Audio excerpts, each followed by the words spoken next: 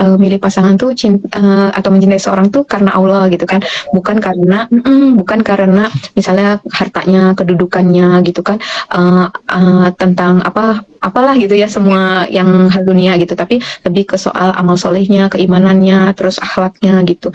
Nah, jadi ketika kita memilih cinta sejati yang betul, ya insya Allah ya, cinta sejati itu nggak bertambah ketika orang itu bikin baik sama kita, ngasih hadiah sama kita, dan juga nggak berkurang waktu beliau misalnya melakukan kesalahan atau ada kekurangan kayak gitu, atau bersikap gimana kurang baik ke kita gitu, karena kita cintanya ya karena Allah gitu ya, kata taat ke beliau, kita nurut, itu semua ya karena Allah gitu, bukan karena ada apa-apanya gitu dan sebagainya.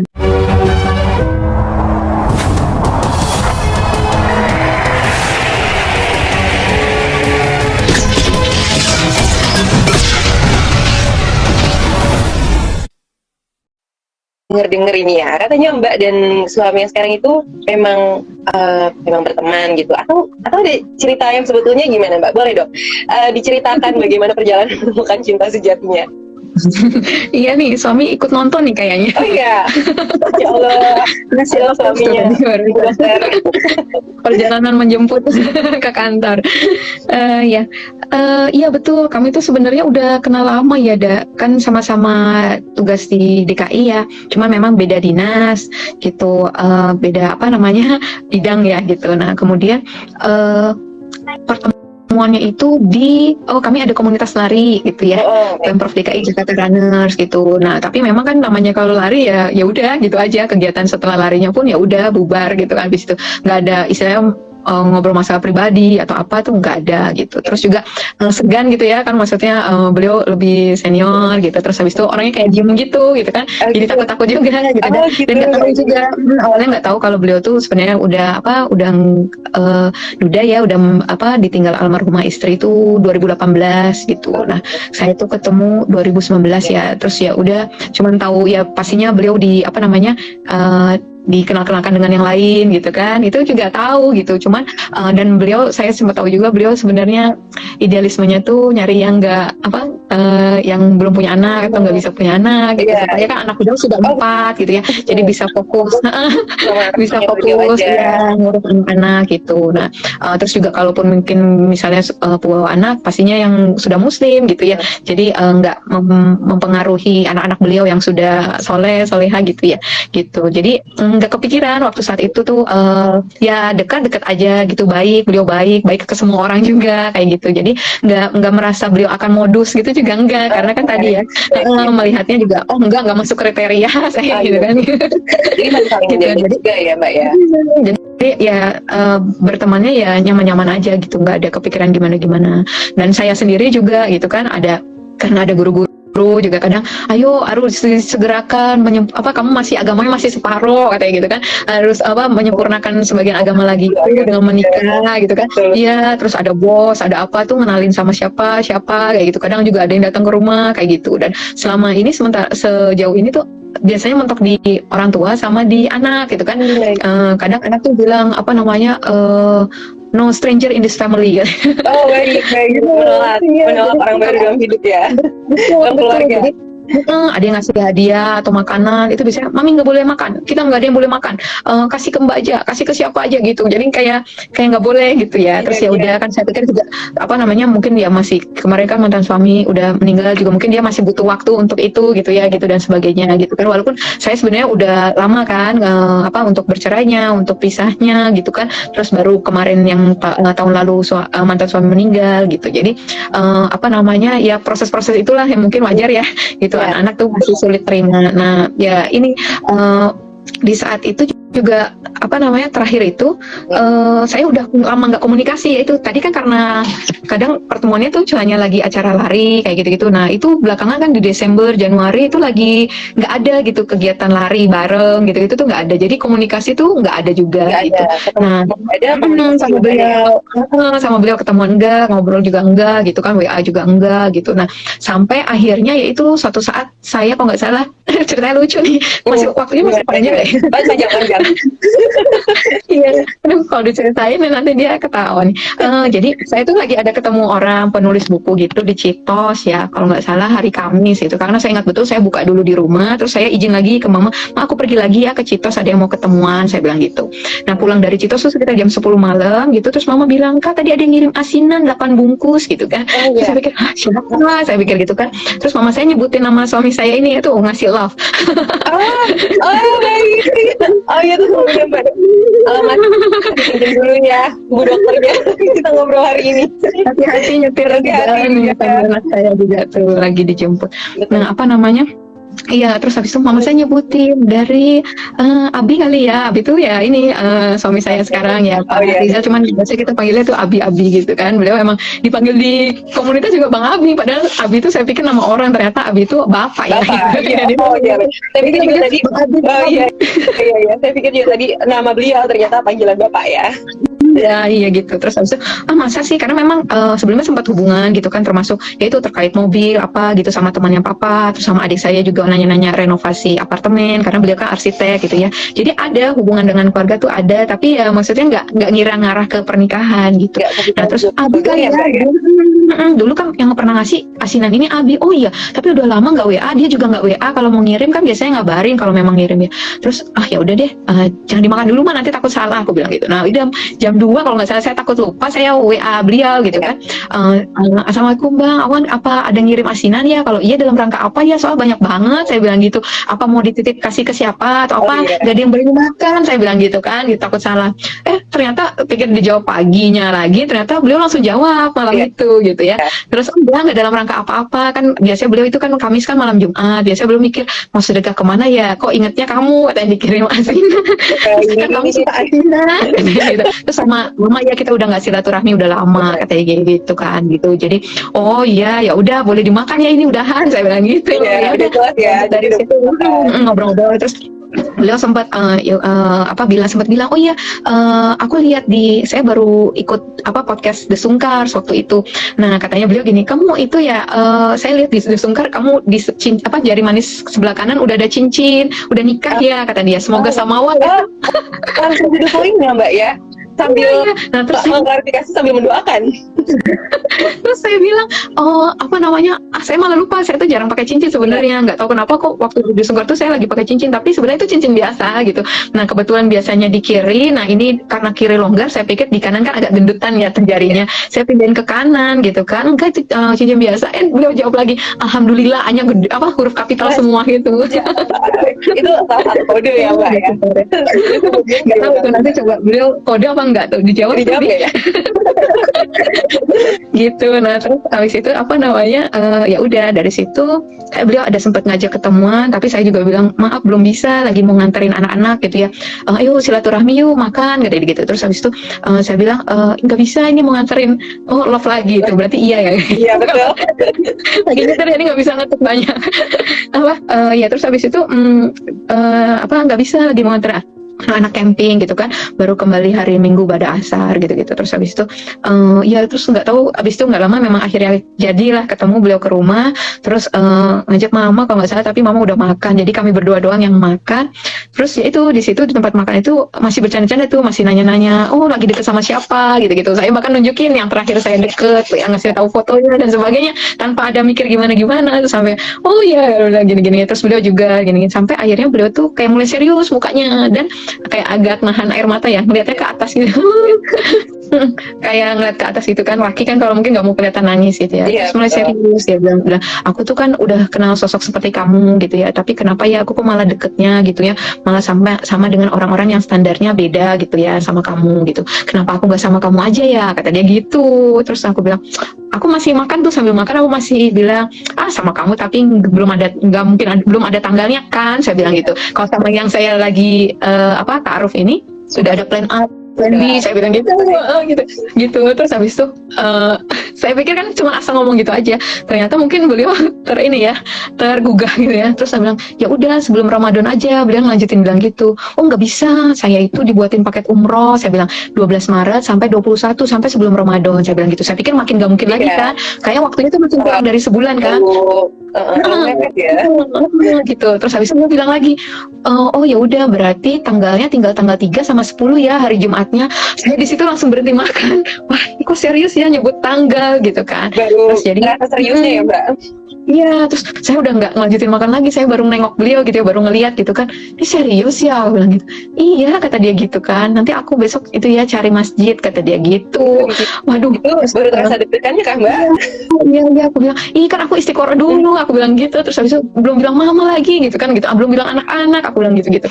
Terus habis itu udah pas diantar pulang lagi, itu beliau bilang, nanti kalau ada mama aku ngomong ya, oh ya udah paling mama udah tidur, aku mikir gitu. Terus ternyata pas sampai rumah mama masih ada, terus gitu. Terus habis itu sampai bilangin apa namanya, ya itu suami nanya ada 5 kali nanya ke mama saya habis cerita-cerita gitu kan. Terus habis itu ngomong itu, boleh nggak oma Ica buat saya gitu. Ada, terus oma nggak jawab, mama saya nggak jawab gitu kan. Sampai kelima kalau nggak salah, sampai mama saya akhirnya ngomong iya ya udah gitu. Nah baru di situ merancangkan pertemuan keluarga gitu kan. Nah pas pertemuan keluarga, tadinya mau saya dikenalkan ke keluarga beliau dulu, tapi ternyata keluarganya mungkin udah ada beberapa yang kenal gitu. Jadinya bilang udah langsung aja ketemuan sama apa namanya keluarganya Ica gitu kan. Ini juga udah kita tunggu lama kan, beliau udah 5 tahunan ya menduda gitu. Terus habis itu oh iya tapi ternyata keluarga saya ada beberapa yang nggak bisa hadir, jadi di reschedule kalau nggak salah di tanggal 11 Februari ya. 11 Februari. Nah di situ saya agak panik juga gitu ya, waktunya sebentar, saya belum ngomong ke adik-adik keluarga, belum ngomong ke anak-anak gitu. Jadi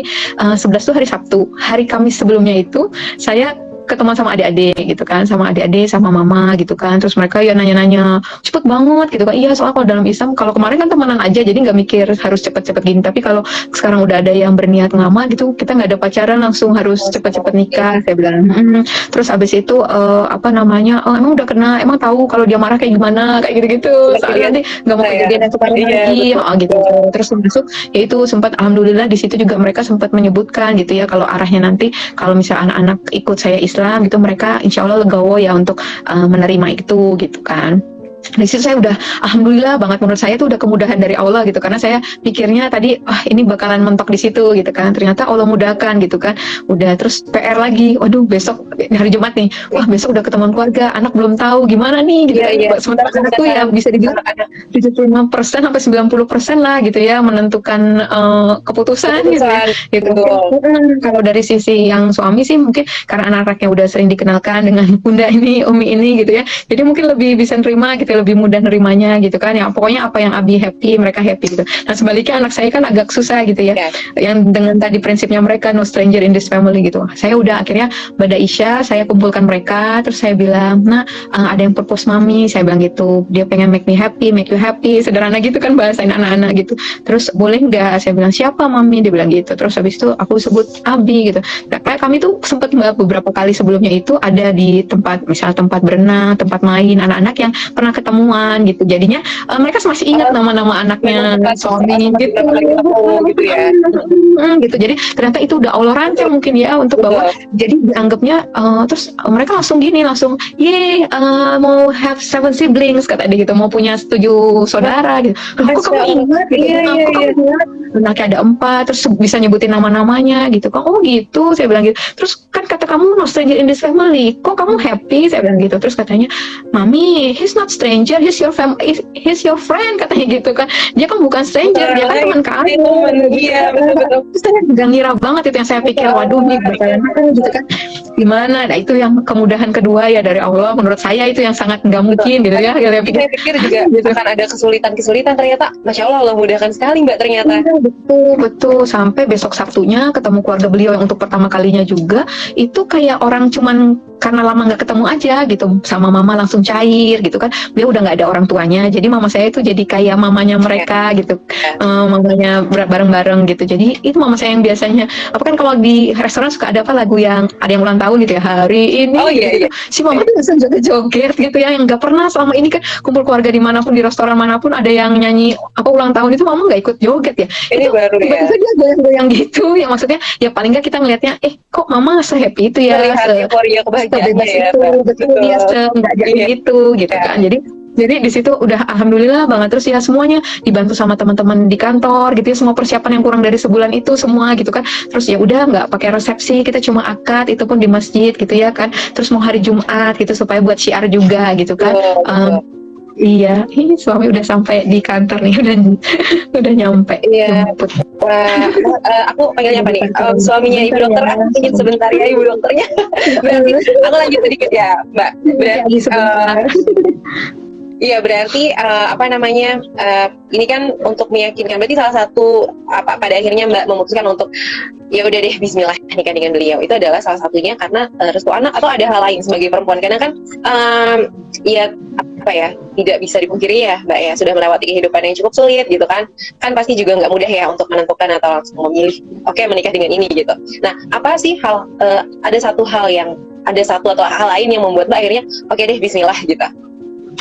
Iya, jadi waktu itu ya tadi apa namanya kan memang saya yakin gitu ya kalau ada keyakinan di dalam hati sama kemudahan dari Allah, itu salah satu tandanya ya, insya Allah itu memang itu pilihan Allah gitu. Jadi waktu saat itu dengan keyakinan itu, Bismillah, saya udah kenal beliau, udah tahu gimana akhlak beliau, gimana keimanan agama beliau dan anak-anaknya juga gitu kan. Jadi insya Allah ya bisa jadi imam dan kaum saya pikir gitu, dan anak-anak untuk bimbing saya dan anak-anak gitu ya di dalam Islam gitu. Jadi waktu itu ya udah Bismillah gitu, dan ternyata kan kenyataannya itu semua dimudahkannya, itu yang salah satunya juga jadi makin memperkuat ya. Masya Allah. Nah, sekarang nih sudah menjadi keluarga, artinya sudah memiliki 7 orang anak, betul ya Mbak? Ada kesulitan nggak untuk hidup bareng dengan 7 anak, gimana?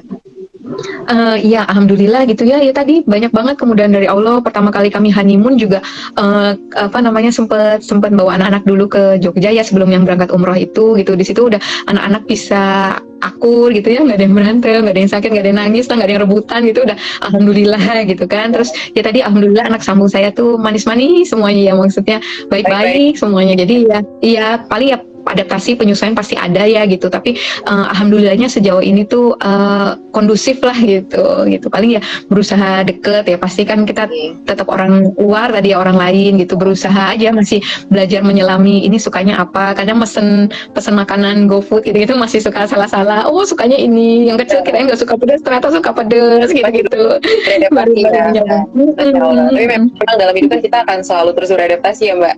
Betul. Nah, semakin kesini semakin kita membuka mata, semakin melewati proses perjalanan kehidupan ya Mbak, menemukan ya untuk kehidupan apapun, apalagi salah satunya menemukan cinta sejati gitu ya. Nah, menurut Mbak sendiri ya, makna cinta sejati itu apa? Ya, biasanya ini sangat meaningful nih untuk pengantin baru yang menjawab. Berat ya. Apa ya? Ya itu saya ya waktu kita mempersiapkan nikah itu kan ya pasti kita dengan ilmu tadi ya. Jadi yang saya pelajarin itu kita harus milih pasangan tuh atau mencintai seorang tuh karena Allah gitu kan, bukan karena misalnya hartanya, kedudukannya gitu kan, tentang apalah gitu ya, semua yang hal dunia gitu, tapi lebih ke soal amal solehnya, keimanannya, terus akhlaknya gitu.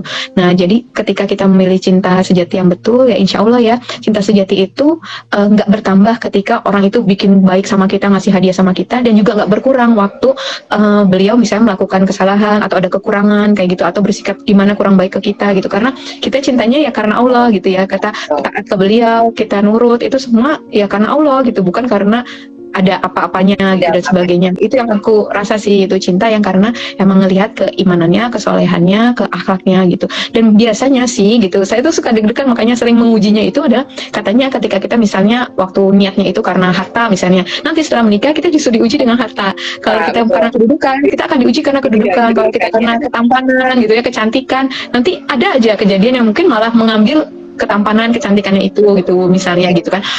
Jadi itu yang paling saya takutin gitu kan, ya Allah coba tolong itu murnikan niat saya, luruskan niat saya, memang betul-betul ini karena Allah niatnya gitu. Nah, Ya baik Mbak, jadi tadi sebetulnya sudah cukup terjawab ya, salah satunya untuk menemukan cinta sejati, terus kriteria pasangan. Tapi Mbak, kan ada ya dalam masa-masa penantian itu, Mbak juga pasti pernah melewati masa-masa penantian itu ya. Nah gimana caranya supaya muslimah nih, kadang kan sudah merasa, wah ini laki-lakinya baik nih karena Allah, ini dia ibadahnya bagus, apa segala macam, tapi pada akhirnya, apa ya istilahnya tuh kepentok gitu loh Mbak. Jadi ternyata nggak dinikah-nikahin, akhirnya jadi apa namanya kepikiran, jadi segala macam lah gitu. Akhirnya jadi melenceng ya semuanya gitu. Nah, ada nggak sih Mbak tips-tips nih untuk muslimah yang memang sedang dalam masa pencarian atau supaya nggak terlena dengan apa yang terlihat di mata gitu loh? Karena kan ya nggak sedikit ya Mbak cerita yang wah dia agamanya bagus nih, tapi gini akhirnya ya begitu-begitu aja gitu kan hubungannya. Itu kan jadinya tidak menemukan jadi cintanya nggak halal lah ya gitu bahasa umumnya gitu. Boleh nggak sih Mbak sedikit aja? Iya, Banyak jadi, boleh. iya. Jadi waktu itu saya memang ya tadi ya karena nggak kepikiran sebenarnya untuk nikah dalam waktu dekat gitu. Jadi fokusnya itu memang ke berusaha gimana cinta sama Allah gitu ya. Cinta sejatinya itu arahnya ke Allah dulu karena kan Allah aja yang cuman nggak bisa mengecewakan kita kan ya. Kalau manusia sebaik apapun, sesoleh apapun bisa aja satu saat tuh ngecewain kita gitu kan. Tapi kalau Allah kan nggak bisa. Jadi itu kita fokus aja ke mengambil menarik cintanya Allah sih waktu saat itu kayak gitu. Apa amal ibadah apa yang saya belum pernah lakukan itu saya lakukan gitu. Waktu itu saya disarankan, saya belum pernah nyoba puasa Daud gitu ya. Saya pernah nyoba berbagai puasa dari zaman dulu saya belum muslim gitu, bahkan setelah muslim gitu. Sampai akhirnya puasa Daud yang saya coba waktu awal tahun itu gitu. Dan ternyata ya saya nggak tahu apakah ini ada hubungannya atau enggak gitu ya. Tapi ya tiba-tiba Allah berikan gitu sesuai yang kita butuhkan, yang mungkin ya bukan keinginan. Saya itu selalu berdoa Mbak waktu itu, termasuk waktu umroh itu, ya Allah izinkan anak-anak saya menjalankan syariat Islam sebelum balik, saya bilang gitu. Nah, waktu itu saya nggak tahu gimana caranya, mulainya dari mana gitu kan. Tapi ya mungkin kalau Allah melihat ini suatu doa yang baik ya, itu kan untuk suatu hal yang baik gitu, untuk agama, untuk mendekatkan diri sama Allah, untuk anak-anak gitu, ke akidah dan sebagainya. Ya Allah permudah, Allah percepat gitu ya nikahnya kita karena tadi gitu ada misi tersendiri gitu ya, bahwa kita pengen ya sama-sama masuk surga lah gitu. Udah itu yang pertama. Kemudian juga kita harus berusaha jujur sama Allah, berusaha jujur sama diri sendiri gitu ya. Karena tadi memang soleh itu nggak bisa dilihat dari penampilan sih gitu ya.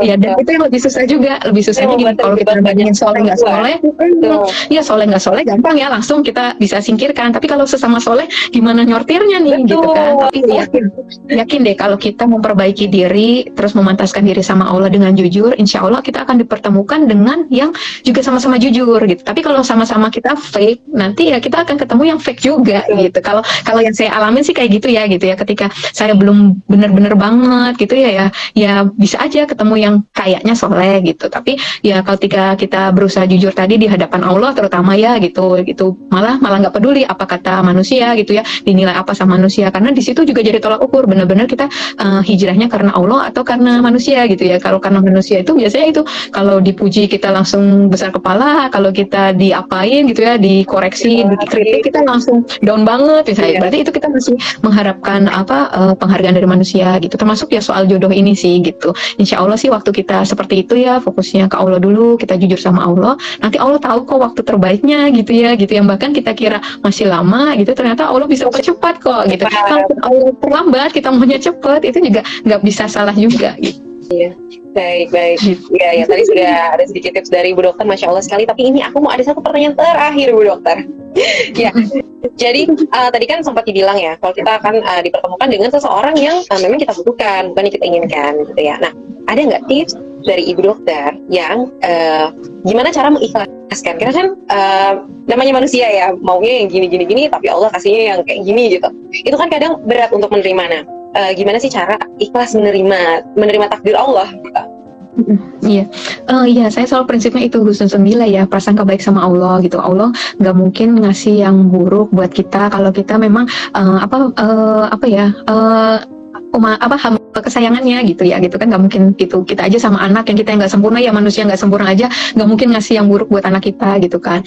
Nah jadi ketika Allah misalnya mengambil gitu ya, sebenarnya kita senangnya yang ini gitu ya, tapi Allah ambil gitu, Allah pisahin dulu. Itu jangan salah, saya juga pernah ngalamin itu juga gitu ya, maunya sama yang ini gitu kan, tapi ternyata nggak bisa gitu. Bahkan saya kira di umroh pertama itu juga kan sosoknya adalah beliau gitu kan, tapi enggak gitu kan, sampai saya pikir Allah kan aku mintanya itu gitu kan.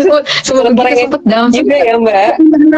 uji tuh sempat juga gitu lah. Terus aku buat apa ini, apa buat apa aku Islam seperti ini, jadi itu sempat itu ada, itu manusiawi banget gitu ya. Sampai aku kepikiran itu kan, kadang ya kita misalnya kita lihat HP anak kita kok kayaknya udah retak nih layarnya, kita mau kasih yang baru gitu kan, kita ambil dulu ya nak, aku ambil dulu ya nak, nanti aku tuker tambah ya, aku ganti sama yang lebih bagus, yang lebih baru gitu kan misalnya. Tapi anakku nggak ngasih gitu kan, anakku nggak ngasih lah, nanti gimana, padahal aku mau ngasih yang lebih baik gitu ya. Tapi kalau anakku nggak lepasin, dia akan dapetnya terus yang retak itu, yang LCD-nya retak gitu. Nah itu yang akhirnya saya gambarkan, ya udah Allah, rezeki, jodoh itu nggak mungkin ketukar, nggak mungkin salah gitu ya. Kalau zuhud ya, dibilang zuhud terhadap dunia itu kan ya, kita nggak khawatir, kita tenang karena kita tahu apa yang bukan menjadi bagian kita ya pasti melewatkan kita, tapi yang bakal menjadi bagian kita nggak akan terlewat buat kita. Iya, jadi prinsipnya itu sih gitu. Jadi lebih mudah untuk ikhlas tadi ketika kita husnuzonillah dan zuhud tadi sih mungkin ya gitu ya, karena kita yakin tadi semuanya itu pasti udah udah didesain sama Allah sebaik-baiknya gitu, karena beliau lah itu pemilik skenario terbaik hidup kita. Wah, Masya Allah, luar biasa sekali nih obrolan sore hari ini nih, luar biasa sekali Mbak. Aduh, saya jadi banyak banget belajar dari awal tuh, kita dibahas soal umroh, kemudian pernikahan, cinta sejati, keluarga. Masya Allah, luar biasa, ini sangat meaningful. Mbak, aku mau ucapin terima kasih banyak untuk waktunya hari ini. Insya Allah bermanfaat semua yang di-sharing. Aku berharap banget nanti di kesempatan berikutnya bisa ketemu, bisa berbincang secara langsung. Amin. Sama Mbak, gitu ya. Terima kasih banyak. Ilmu, saran, semuanya ini hari ini luar biasa sekali. Ya, sebelum kita menyelesaikan live pada sore hari ini, Anas hari ini sedang menjalankan ibadah puasa, Mbak? Iya, insya Allah, iya. Alhamdulillah, semoga puasa kita berdua, puasa semua yang hadir di live ini lancar, panjang umur sampai ketemu Idul Fitri sebentar lagi. Ini suaminya Mbak masih nonton live ya, terima kasih untuk suaminya Bu Dokter sudah mengizinkan istrinya live, setia menanti. Terima kasih, doaku terakhir semoga pernikahan Ibu Dokter dan suami menjadi pasangan yang sakinah mawaddah warahmah. Ditunggu kabar bahagia selanjutnya. Amin, insya Allah. Mohon maaf lahir batin kalau ada salah-salah Mbak. Ya, maaf ya Mbak, kalau saya juga ada pertanyaan-pertanyaan yang kurang berkenan. Enggak. Saya saling memaafkan dan memaklumi. Baik. Iya, makasih semuanya. Itu tadi ada assalamualaikum, waalaikumsalam ya. Belum dijawab. Ya, terima kasih untuk teman-teman yang sudah hadir. Kalau gitu saya Faras dan Ibu Dokter mau pamit undur diri. Sampai ketemu lagi di live bersama Daily Community berikutnya. Assalamualaikum warahmatullahi wabarakatuh. Warahmatullahi wabarakatuh.